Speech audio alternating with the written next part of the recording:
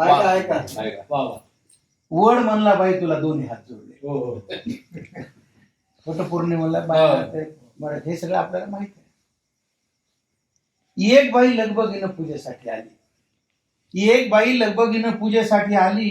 भक्तिभावाने वडाला चक्रा मारू लागली. भक्तिभावाने वडाला चक्रा मारू लागली. वड देवा पूजा पदरात घे. वड देवा पूजा पदरात घे. जन्मोजन्मी पुन्हा मला हाच पती दे. जन्मोजन्मी पुन्हा मला हाच पती दे. आश्चर्याने वडाने विचारलं, हाच नवरा पाहिजे? आश्चर्याने वडाने विचारलं, हाच नवरा पाहिजे? काही मन बाई तुला खरंच मानलं पाहिजे. क्या बात है. काही मन बाई तुला खरंच मानलं पाहिजे. त्याच्यावरती बाई म्हणाली, काय करणार वड दादा? खूप विचार केला. काय करणार वड दादा? खूप विचार केला. हाच नवरा राहू दे म्हणून आतून आवाज आला. हाच नवरा राहू दे म्हणून आतून आवाज आला. एवढे दुर्गुण असून सुद्धा त्याचीच निवड केली. वड म्हणायला एवढे दुर्गुण असून सुद्धा त्याचीच निवड केली. म्हणून माय मला तुझी फार दया आली. म्हणून माय मला तुझी फार दया आली.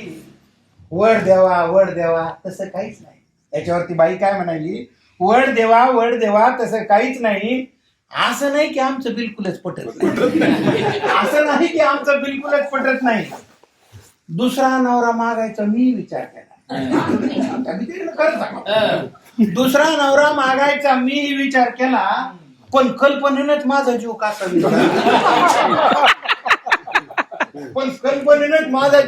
वीज झाला. जास्तच बिलिंदर निघाल्यावर मग काय करायचं? जास्तच बिलिंदर निघाल्यावर मग काय करायचं? म्हणून म्हणलं याच्यासाठी वडाभोवती फिरायचं. वडाभोवती फिरायचं. तुम्हाला तर माहिती आहे देवा मी काय कमी नाही. तुम्हाला तर माहिती आहे देवा मी काही कमी नाही. बिचाऱ्याच्या डोक्याला केस सुद्धा ठेवला. बाबा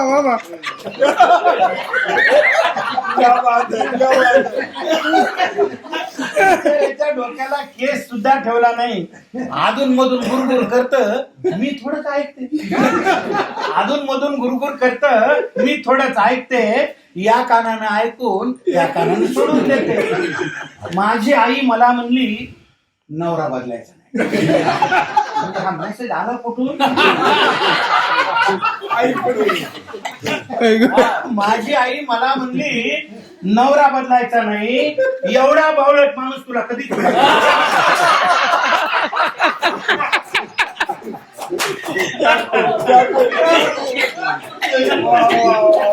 माझी आई मला म्हणली नवरा बदलायचा नाही. एवढा बावळट माणूस तुला कुठेच मिळायचा नाही. तुम्हीच सांगा वड दादा आईचं मन मोडू. तुम्हीच सांगा वड दादा आईचं मन मोडू का? नशिबाने मिळालेलं चांगलं माणूस सोडू का? चांगलं माणूस सोडू का? वयोवृद्ध झाडाने पण गडगडाटी हास्य केले.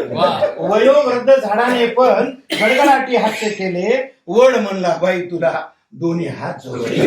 वड म्हणला बाई तुला दोन्ही हात जोडले.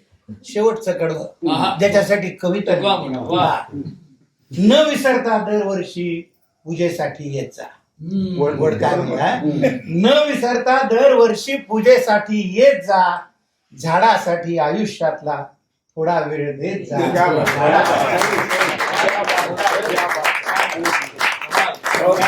रोजच्या जीवनातल्या वेगवेगळ्या विषयावरती लिहित असतो. माझ्या कवितेवरचं आपलं प्रेम व्यक्त करण्यासाठी कवितेला लाईक करा आणि आपल्या YouTube चॅनलला सबस्क्राईब करायला विसरू नका.